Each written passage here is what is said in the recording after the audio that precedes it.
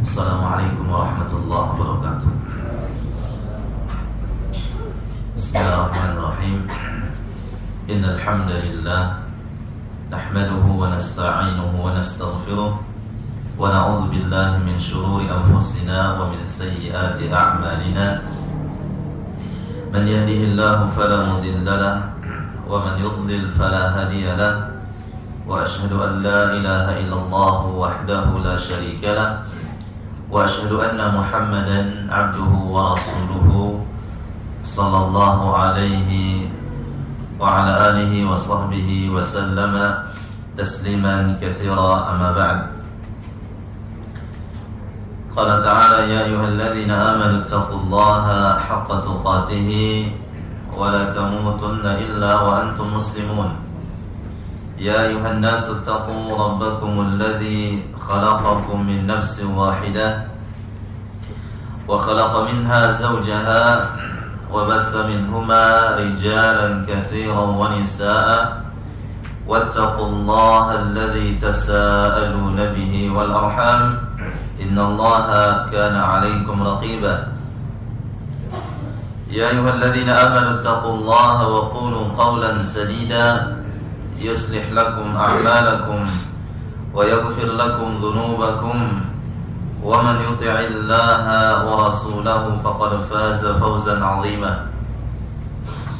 أما بعد فإن أصدق الحديث كتاب الله وخير الهدى هدى محمد صلى الله عليه وسلم وشر الأمور محدثاتها فإن كل محدثة بدعة وكل بدعة ضلالة وكل ضلالة في النار. إخواني وأخواتي في الدين أعزكم الله.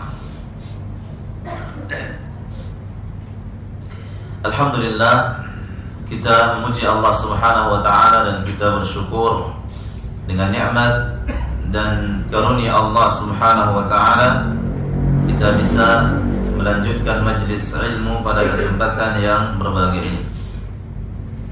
Sungguh begitu banyak nikmat Allah Subhanahu wa taala ya kepada kita sekalian. Waalaikumsalam. Nikmat Islam, nikmat iman, nikmat diberikan kesehatan, kemudian nikmat diberikan oleh Allah Subhanahu wa taala kenyamanan. Ya, tempat kita ini Masya Allah sudah nyaman luar biasa. AC-nya hidup, Masya Allah. Lampu terang, soundnya bagus, karpetnya bisa nyenyak tidur di sini. Maka yang musafir, Abu Yahya kalau lagi musafir mampir aja ke sini nginap di apa-apa. Bisa. Nah, ya. Alhamdulillah, ini karunia dari Allah Subhanahu wa taala. Kemudian yaitu karena uluran tangan kita sekalian ya untuk membantu dakwah. Semoga insyaallah tempat kita ini, majlis kita ini bukan hanya kami yang mengisi di sini. Kita berusaha ustaz-ustaz kita bergulir di sini. Ya, insyaallah ke depannya. Ini yang pertama, kita bersyukur kepada Allah Subhanahu wa taala.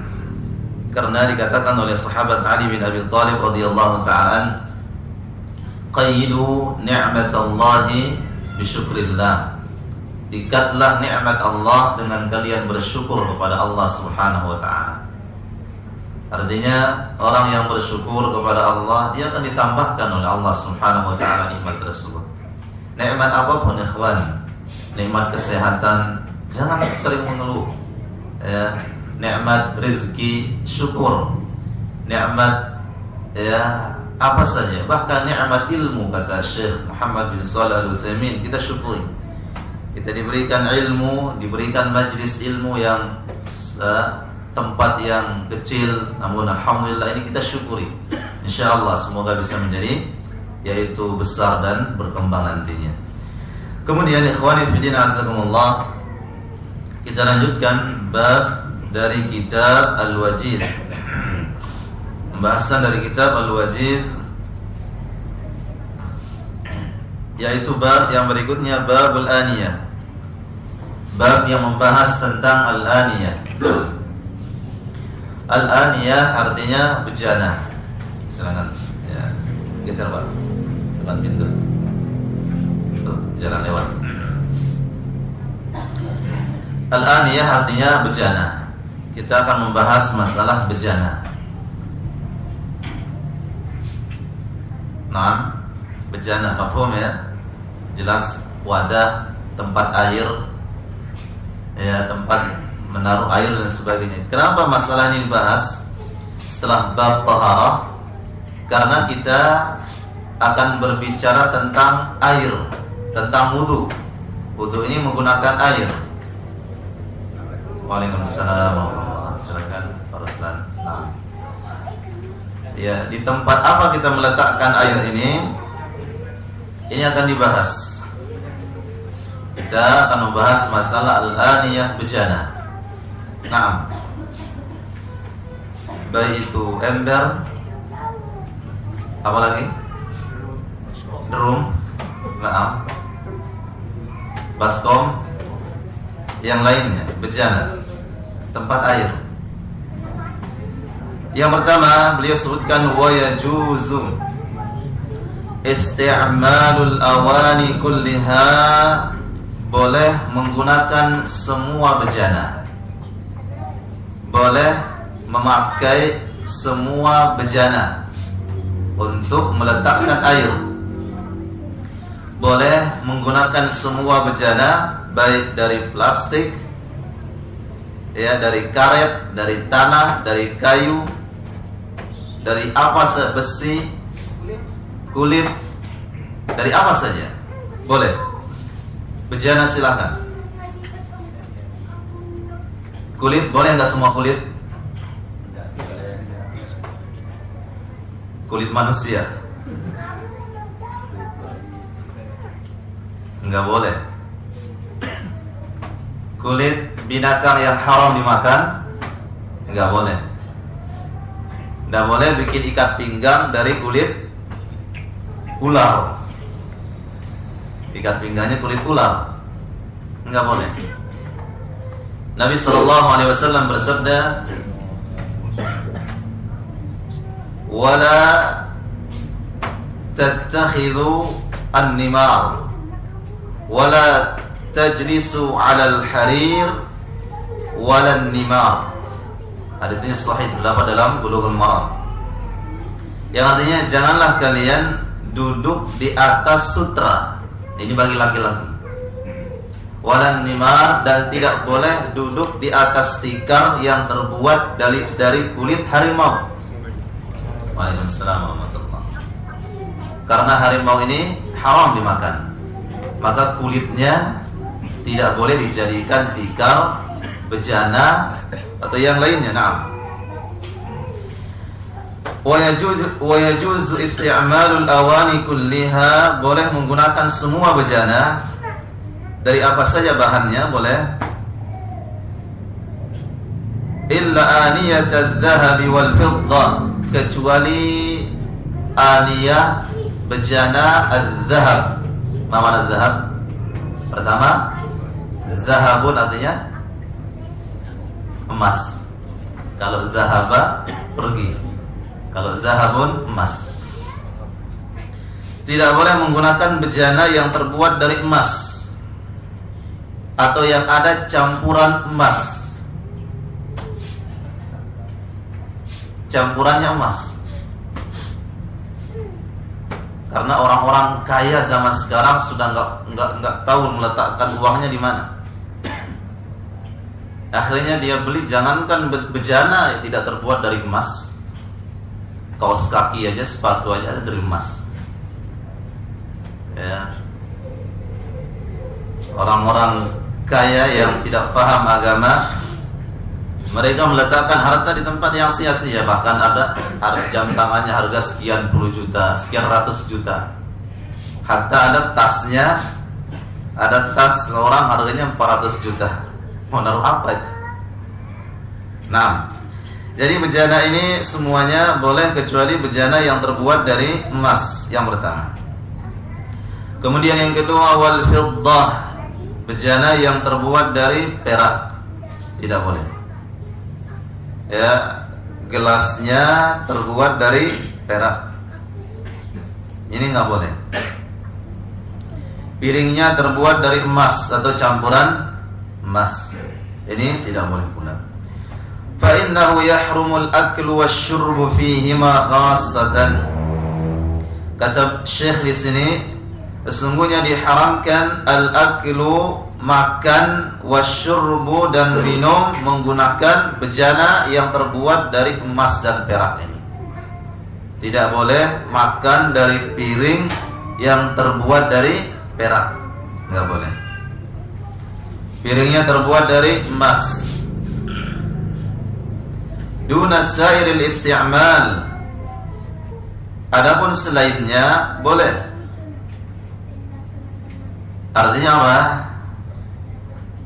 Ya, menurut Syekh di sini selain bejana ya boleh terbuat dari emas. Misalnya ada orang lemarinya dari emas, pintu rumahnya dibuat dari perak. Nah, kalau jamnya dari emas boleh gak kita lagi-lagi? Enggak boleh. Kalau dari perak boleh. Nah, ya. Kenapa? Karena Nabi SAW menyebutkan dari hadis Hudzaifah radhiyallahu anhu, anna Nabi SAW qala, dari sahabat Hudzaifah ibn Yaman radhiyallahu anhu, dia berkata bahwa Nabi SAW bersabda, la tashrabu fi aniyati adh-dhahabi wal fiddah, janganlah kalian minum dari bejana yang terbuat dari adh-dhahab, emas dan perak. Jangan kalian minum dari bejana yang terbuat dari emas dan perak. Wala talbasul harira wad dibaj, dan jangan kalian menggunakan sutra yang tebal dan sutra yang tipis. Tidak boleh menggunakan sutra. Bajunya dari sutra, celananya dari kain sutra.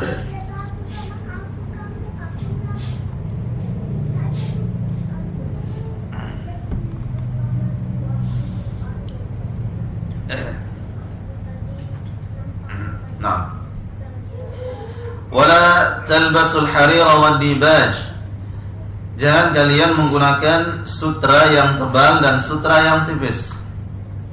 Kenapa Nabi SAW sebutkan illahnya, sebabnya?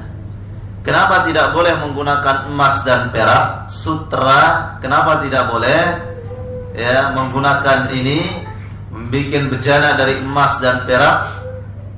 Kemudian bagi laki-laki sutra tidak boleh, emas tidak boleh. Nabi SAW katakan, fa innaha lahum fid dunya, karena emas dan perak ini adalah bejana dan piring, gelas untuk orang-orang kafir yang ada di dunia. Artinya apa? Orang-orang kafir ini mereka diberikan kekayaan yang luar biasa oleh Allah Subhanahu wa ta'ala. Maka antum jangan heran, kenapa ya negara kafir mereka kaya-kaya luar biasa. Allah Subhanahu wa ta'ala bukakan bagi mereka dunia ini seluas-luasnya. Allah Subhanahu wa ta'ala berikan mereka ya, dijadikan emas dan perak ini bejana bagi orang-orang kafir yang ada di dunia. Walakum fil akhirah, dan itu bagi kalian di akhirat. Emas dan perak ini untuk kalian di akhirat. Jadi sebabnya tidak boleh membuat bejana dari emas dan perak, sebabnya apa? Nah, ini kebiasaan orang kafir. Itu yang pertama. Jadi semua kebiasaan orang kafir nggak boleh kita ikuti. ya, ada gaya pakaian orang Yahudi. Kaum muslimin tidak boleh mengikutinya. Ada gaya topi orang Yahudi. Orang Yahudi pakai topi enggak? Pakai topi. Topinya kecil aja. Di tengah, rambutnya ke depan sedikit. Topinya kecil aja. Ya. Jangan tasyabbuh. Kemudian ya sendalnya, kemudian pokoknya suatu khas orang-orang Yahudi, orang-orang kufar, nggak boleh kita tiru. Nggak boleh ditiru. Nah,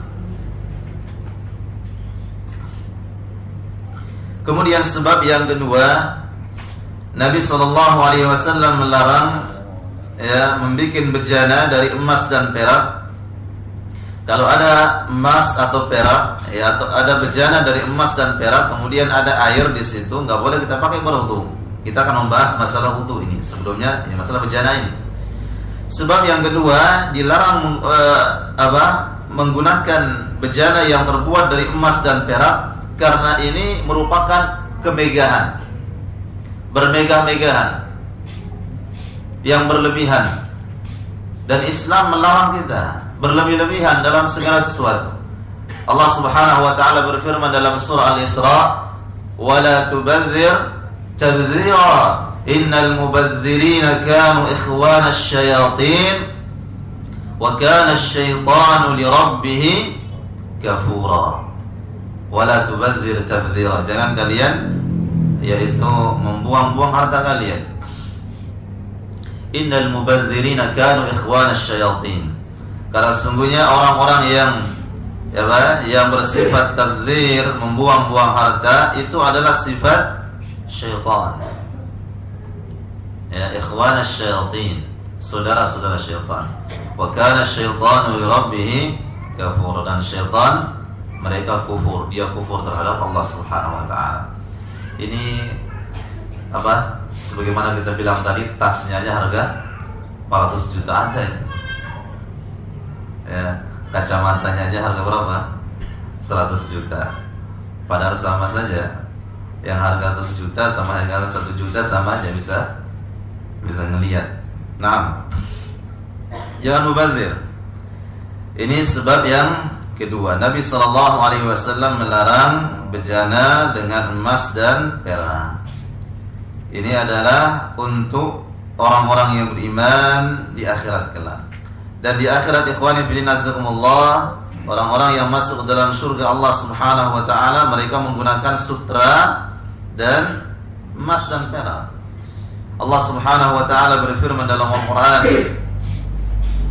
ya, "Aliyahum siyabu sundusin khudrun wa istabraqum muttaqiina fiha 'alal ara'ik la yarawna fiha syamsan wala zamharira."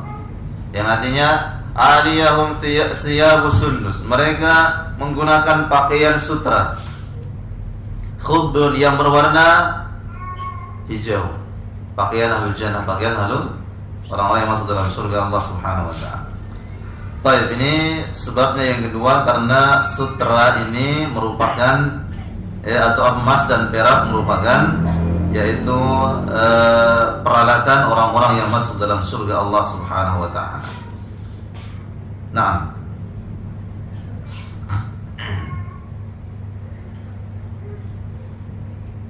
Yang berikutnya, jadi kesimpulannya apa? Bejana ini boleh dari semuanya, ya, tanah, kayu, karet, dan semuanya kecuali emas dan perak. Ya, kemudian yang tadi yang kita tambahkan apa? Dari sesuatu yang najis. Nah, yang berikutnya sekarang kita masuk ke bab at-taharatu lis-shalah.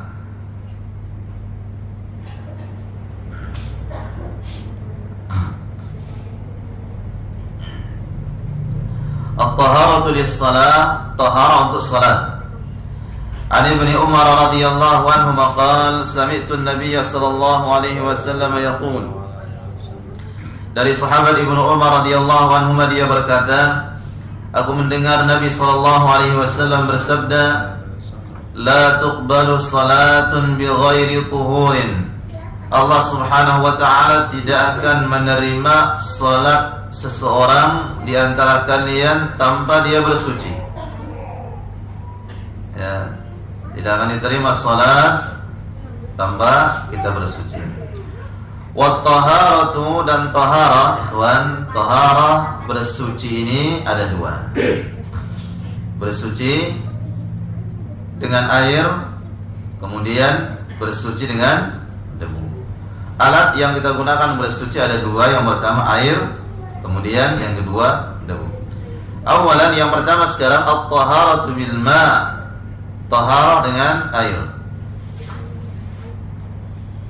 Taharah dengan air yang pertama adalah al-wudu, berwudu, wal ghuslu, dan mandi.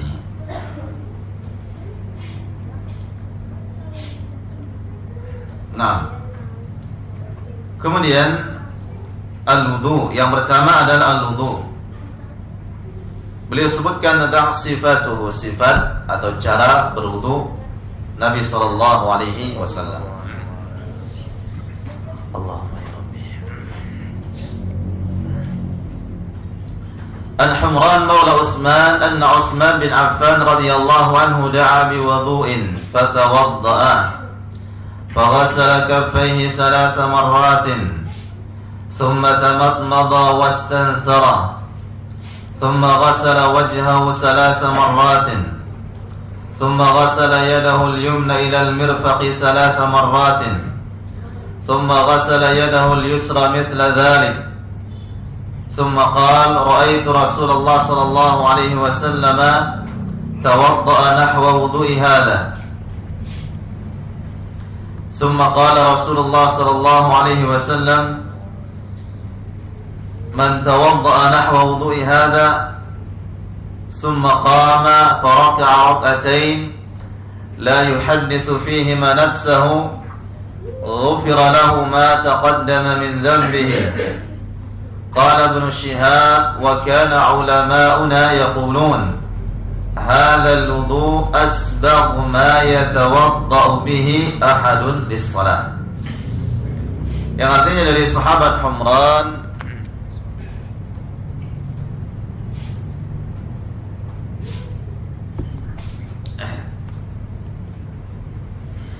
dari sahabat Humran maula Utsman. Humran ini adalah maula Utsman. Maula artinya budak yang dibebaskan oleh tuannya. Budak yang dibebaskan oleh tuannya.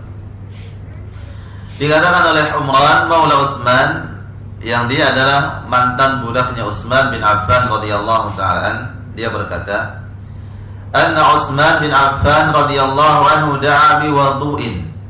Utsman bin Affan meminta supaya dibawakan dia air wudu. Dia minta kepada budaknya. Kemudian dibawakan air wudu untuk sahabat Utsman bin Affan radhiyallahu anhu. Faghasala kaffaihi 3 marratin. Maka sahabat Utsman bin Affan radhiyallahu anhu, dia sebelum dia dibawakan bejana yang berisikan air, sebelum dia masukkan tangannya, ikhwan, dia siramkan terlebih dahulu. Dia siramkan berapa kali? 3 kali. Dibasuh tangannya 3 kali. Nah, oleh sahabat Utsman bin Affan radhiyallahu ta'ala. Summa tamadmada. Kemudian beliau memasukkan tangan ke dalam bejana ini, ke dalam air ini. Ini sebagai dalil bahwa tidak ada air yang musta'mal. Tidak ada air yang musta'mal. Jadi air sisa wudu kita ini yang kita sentuh itu tidak musta'mal. Musta'mal artinya apa? Bekas. Bekasnya ini nggak boleh dipakai. Ya, ini tidak ada. Jadi boleh seorang berwudu dari bejana, kemudian mereka memasukkan tangan ke dalam bejana tersebut. Ya, sisa air wudu ini, sisa air wudu kita ikhwan, ya, tidak ada yang barokah. Ya, artinya apa? Sisa air wudu kita, ya, tidak ada keistimewaannya kecuali bagi orang yang terkena ain. Orang yang terkena ain. Ain itu apa? Pandangan mata yang hasad atau yang lainnya. Suatu ketika ada seorang sahabat Nabi sallallahu alaihi wasallam. Dia mandi. Sahabat ini mandi. Kemudian ada sahabat yang lain fulan datang. Ya, dilihatnya sahabat yang ini sedang mandi dengan pakaian yang terbuka. Karena sahabat ini sangat ganteng luar biasa. Akhirnya sahabat yang lihat ini kagum, heran. Dia tidak mengucapkan apa? Subhanallah, ya, atau Masya Allah, ya, Masya Allah. Sehingga karena kekagumannya, dia heran melihat sahabat yang mandi ini. Terkenalah sahabat yang mandi ini terkena air. Ya, langsung seperti dia pingsan. Disampaikan kepada Rasulullah sallallahu alaihi wasallam.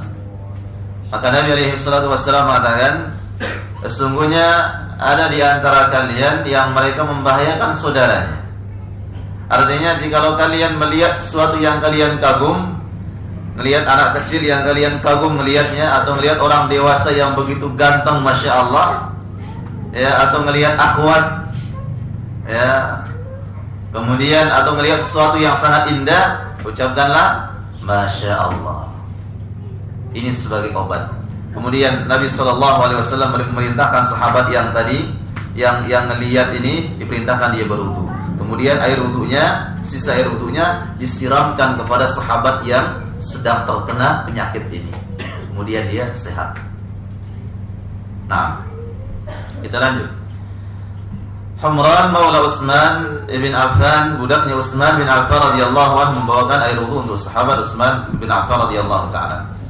Maka sahabat Utsman berwudu dan dia masukkan tangannya ke dalam air. Kemudian dia pertama membasuh tangan, kemudian dimasukkan. Summa tamadmada wastansara. Kemudian beliau sahabat Utsman radhiyallahu anhu berkumur. Wastanthara, dan mengeluarkan air dari dalam hidung. Artinya berkumur langsung apa? Masukkan air ke dalam hidung dengan satu telapak tangan. Ya. Ambil air pakai dua tangan, enggak masalah, tapi tangannya begini saja. Ya. Tangannya begini saja. Pakai dua tangan apakah boleh? Na'am, boleh. Sebagai riwayat disebutkan dalam Umdatul Ahkam, ada pakai dua tangan. Ya, satu tangan boleh. Ambil pakai satu tangan. Jangan pakai gayung, kumurnya pakai gayung. Satu gayung pakai kumur. Nah,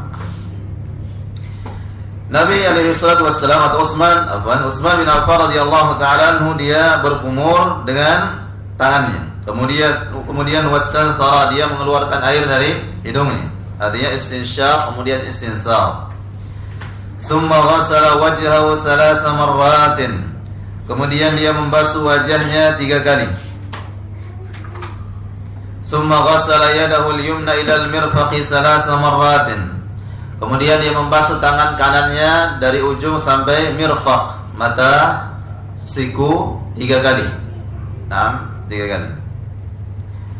Summal yusra misla dzalik, kemudian tangan kanannya begitu pula.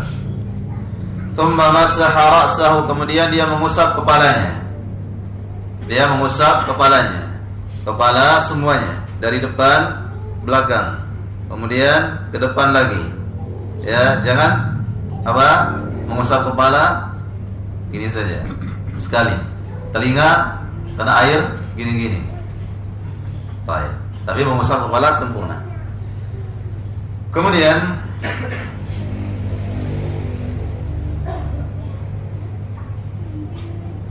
summa masaha ra'sahu, Thumma ghassala rijlahu al-yumna ila al-ka'bayn 3 marratin. Kemudian beliau membasuh kaki kanan sampai mata kaki sebanyak 3 kali. Thumma ghassala al-yusra mithla dhalik. Kemudian yang kiri demikian pula. Thumma qala, kemudian dia berkata, sahabat Utsman bin Affan radhiyallahu anhu berkata, ra'aitu Rasulullah sallallahu alaihi wasallam tawadda'a nahwa wudu'i hadha. Aku melihat, kata sahabat Utsman, aku melihat Nabi sallallahu alaihi wasallam berwudu sama seperti cara berwuduku ini.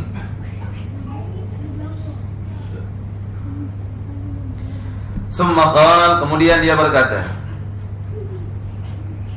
summa qala Rasulullah sallallahu alaihi wasallam, Nabi alaihi salatu wasallam bersabda, man tawadda'a nahwa wudu'i hadha, barang siapa yang berwudu seperti cara wuduku ini, summa qama faraka'a rak'atain, kemudian dia berdiri salat 2 rakaat, la yuhadditsu fihi ma nafsahu, antara wudunya dengan salatnya tidak ada niat dunia, habis wudu langsung salat, tidak mengerjakan perkara yang lain, Nabi alaihi salatu wasallam katakan, ghufira lahu ma taqaddama min dhanbihi, akan diampuni dosanya oleh Allah Subhanahu wa taala yang telah lalu.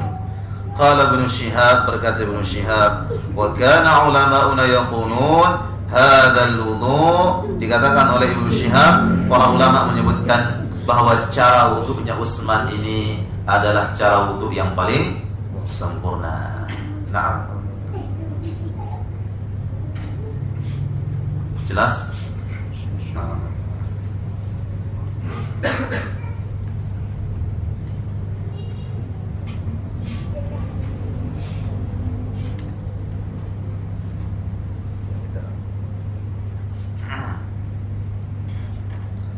Nah,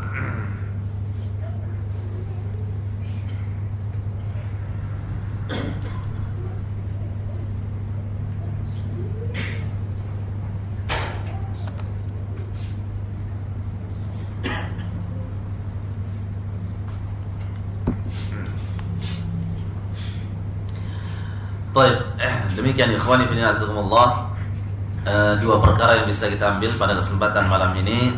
Yang pertama tentang bejana, ya, bejana yaitu tidak boleh dari emas dan perak. Kemudian yang kedua, bagaimana sifat wudu Rasulullah sallallahu alaihi wasallam. Nah, kita cuma sampai di sini. Kita lanjutkan dengan tanya jawab. Wallahu taala alam. Sallallahu ala nabiyina Muhammad walhamdulillahi rabbil alamin.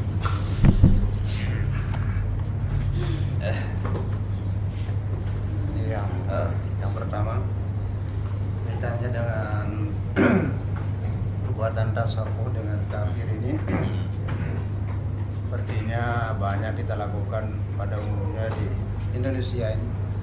Salah satu contoh bangunan, kita lihat di Lombok itu model-model bangunan orang Bali itu banyak kita lakukan, terutama di tembok-tembok itu kan, di pilar-pilar itu.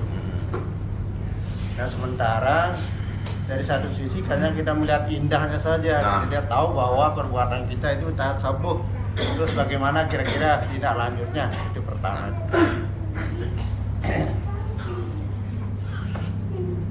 Cukup. Alhamdulillah wassalatu wassalamu ala Rasulillah wa ala alihi wa sahbihi wa man ittaba'a hudahu ma ba'd. Tasyabbuh dengan orang kufar dari segala jenis, ikhwan, kalau itu memang kebiasaan mereka, maka kita hindari dari apapun. Sebagaimana Allah Subhanahu wa ta'ala berfirman, ya ayyuhalladzina amanu la tatawallaw qauman ghadiballahu alaihim qad ya'isu minal akhirati kama ya'isal kuffaru min ashabil kubur. Yang artinya, ya ayyuhalladzina amanu, wahai orang-orang yang beriman, la tatawallaw qauman, janganlah kalian yaitu senang terhadap orang-orang ghadiballahu alaihim, ghadiballahu alaihim, orang-orang yang dimurkai oleh Allah Subhanahu wa taala.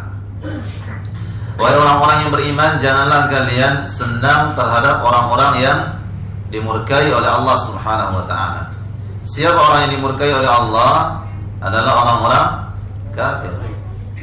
Ya, jangan kalian senang terhadap mereka. Kalian cinta kepada mereka. Kalian loyal kepada mereka dalam segala hal. Dan Nabi SAW bersabda, ya, man tashabbaha biqaumin fahuwa minhum. Barang siapa yang tasyabbuh menyerupai suatu kaum, maka mereka termasuk dari golongannya. Nah, jadi kalau itu memang ciri khas mereka, baik pada kendaraannya, rumahnya, kemudian tempat ibadahnya, pakaiannya, kemudian yang lainnya, ini disunnahkan, diperintahkan untuk kita berbeda dengan mereka. Ini disebutkan oleh Syekhul Islam Ibnu Taimiyah panjang lebar dalam kitabnya yang berjudul Iqtida' Siratil Mustaqim wa Mukhalafati Ashabil Jahim. Nah, bahkan ya seandainya ada rumah orang-orang kafir, ya seperti mungkin yang paling mencolok bedanya yaitu rumah seperti tadi disebutkan rumah orang Hindu. Ya, rumah orang Hindu beda, khasnya beda memang di atapnya, kemudian yang lainnya. Maka di sini jangan kita meniru mereka. Tapi kalau itu sifatnya umum, orang Muslim juga iya, ya non Muslim juga iya, tidak masalah. Ya misalnya apa? Ya sendalnya misalnya, ya semua pakai sendal sama, atau HP-nya model HP, atau misalnya apa? Ya celana panjang, atau misalnya kain sarung yang pada umumnya dipakai, maka tidak masalah insyaallah. Tapi kalau itu kekhususan bagi mereka, ini yang diperintahkan oleh para ulama supaya kita tidak meniru kebiasaan mereka. Wallahu ta'ala a'lam. Nah,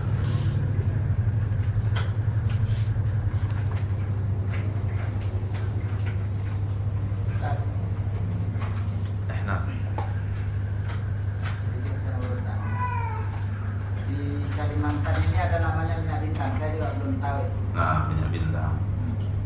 Ada orang yang dia biasa menyebutkan patah tulang. Patah tulang. Iya. Kalau edukasi bisa langsung Sekedar diolesin. nggak tahu saya bagaimana caranya. Iya. Tapi banyak orang bilang itu matinya bisa jadi hantu. Iya. Kata orang saya bilang. Iya, iya. Jadi itu bagaimana dia Nah. bisa sholat dengan itu. Nah, jadi obat ini silahkan kita berobat. Nabi SAW bersabda dalam hadis yang sahih, Inna Allah anzala da'an wa anzala lahu shifa. Sesungguhnya Allah Subhanahu wa ta'ala menurunkan obat, menurunkan penyakit dan menurunkan obatnya pula. Fatadawaw, silahkan kalian berobat.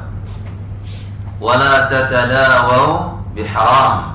Namun ingat syaratnya, jangan kalian berobat pakai yang haram.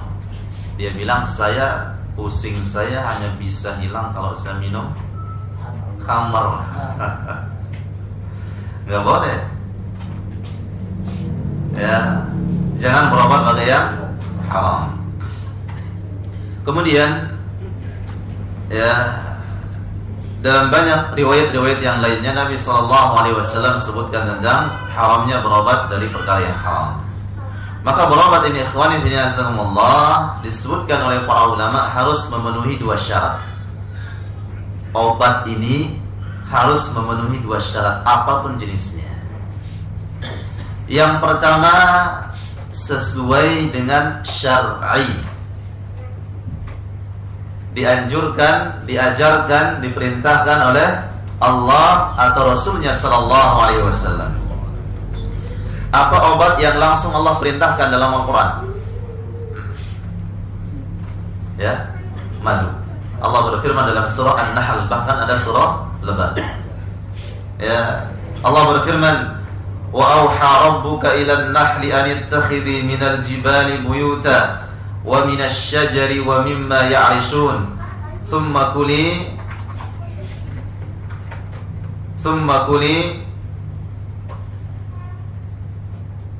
yakhruju min butuniha syarabun mukhtalifun alwanuha fihi shifa."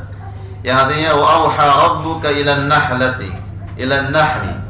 Allah Subhanahu wa taala mewahyukan kepada an-nahl lebah, anittakhidhi minal jibali buyuta, supaya lebah hendaklah engkau menjadikan rumahmu di gunung-gunung, di bukit-bukit, wa minasy syajar, dan di pohon-pohon, wa mimma ya'rishun, dan di tempat yang tinggi. Subhanallah. Allah Subhanahu wa taala perintahkan lebah ini supaya jangan bikin rumah di tempat yang rendah, supaya makanannya bagus, tersaring. Ya. Allah Subhanahu wa taala lanjutkan, yakhruju min butuniha syarabun mukhtalifun alwanuha. Keluar dari perut lebah ini syarab, minuman, mukhtalifun alwanuha, yang berbagai macam warnanya. Jadi madu ini macam warnanya, ada yang putih, ada yang hitam, ada yang coklat dan sebagainya. Kita tanya ahli madu. Kemudian fihi shifa, pada madu ini ada obat, kata Nabi sallallahu alaihi wasallam, ada obat. Ya, ini yang pertama. Sehingga madu ini adalah obat. Ya. Obat ini syaratnya ada dua tadi. Yang pertama sesuai dengan syar'i. Ada lagi obat yang disebutkan oleh Nabi SAW, obat yang sangat manjur, apa lagi? Di antaranya air Zam-Zam. Dia bersabda, ma'u Zam-Zam lima syuribalah. Air Zam-Zam tergantung niat kita meminumnya. Kalau niatnya untuk obat, insyaallah. Kemudian yaitu kurma, obat. Ya, obat pula kurma. Nabi SAW bersabda, man tasabbaha bi sab'i tamaratin, barang siapa yang di pagi harinya dia makan 7 biji kurma. Ya, sebagian riwayat menyebutkan kurma ajwa, khusus kurma Madinah ditanam oleh Nabi SAW tangannya. Sebagian yang mengatakan umum. Nabi SAW mengatakan lam yudurrahu sammun wala sihrun, dia tidak akan bahaya oleh racun dan sihir. Ini obat. Kemudian lagi minyak zaitun. Kemudian lagi apa? Hijamah, berbekam. Ya, berbekam ini sampai yaitu Jibril datang kepada Nabi SAW. Jibril mengatakan, ya Muhammad, sesungguhnya Allah memerintahkan mur ummataka bil hijamah, perintahkanlah umatmu untuk berbekam. Ya, dan yang lainnya. Subhanallah. Baik, ini yang sesuai dengan syar'i yang pertama. Yang kedua, obat ini syaratnya yang sesuai dengan hissi. Hissi itu artinya penelitian. Penelitian medis. Penelitian medis. Nah, ada obat sebuah batu. Batu ini sekedar dikantongin bisa menghilangkan sakit kepala. Dari syar'i ada enggak? Enggak ada. Secara medis ada apa? BP POM ya. Ada BP POM-nya ini. Enggak pernah diperiksa. Berarti batu ini tidak boleh digunakan berobat. Kita lihat minyak bintang ini, syar'i tidak ada. Diperintahkan seperti minyak zaitun atau yang lainnya. Dari hissi coba dicek di lab, ada hasil ditemukan minyak ini sedang dioleskan bisa menyembuhkan luka ini. Tidak ada misalnya. Dan dia penyembuhannya begitu misterius. Begitu misterius misalnya, orang patah tulang, tabrakan patah tulangnya, sekedar dioleskan di ujung kakinya, pinggangnya langsung sehat. Misterius ya? Misterius. Maka ini sebagai tanda ini adalah jimat. Nabi SAW bersabda dari sahabat Abdullah bin Mas'ud radhiyallahu ta'ala, innar ruqa wat tamaima wat tiwalata syirkun. Sesungguhnya ruqyah, ya, jampi yang tidak menggunakan ayat-ayat Quran, kemudian menggunakan hadis, dan dia menggunakan mantra-mantra raja, innar ruqa wat tamaima jimat, baik dari batu, dari minyak, dari kertas, dari tulang, dari apa lagi, pohon dan sebagainya, wat tiwalah dan tiwalahnya pelet supaya orang jadi cinta sama dia, semuanya syirkun, kata Nabi sallallahu alaihi wasallam. Semuanya syirik. Jadi minyak bintang tadi kita cek dari dua sisi, syar'i dan hissi. Kalau tidak sesuai tinggalkan. Nah, Allah taala. Ada yang lain cukup? Nah, silakan.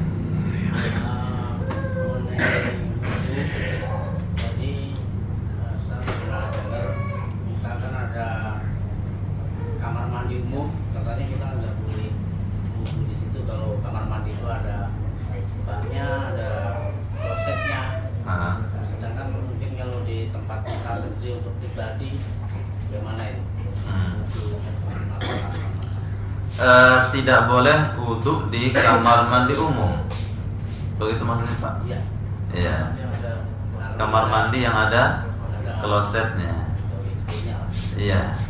Taib, yang dilarang oleh Nabi sallallahu alaihi wasallam disebutkan dalam banyak riwayat, dikatakan naha Rasulullah sallallahu alaihi wasallam an tadkhulan nisa fil mustaham, atau kama qala sallallahu, artinya para wanita dilarang masuk ke tempat mandi yang umum.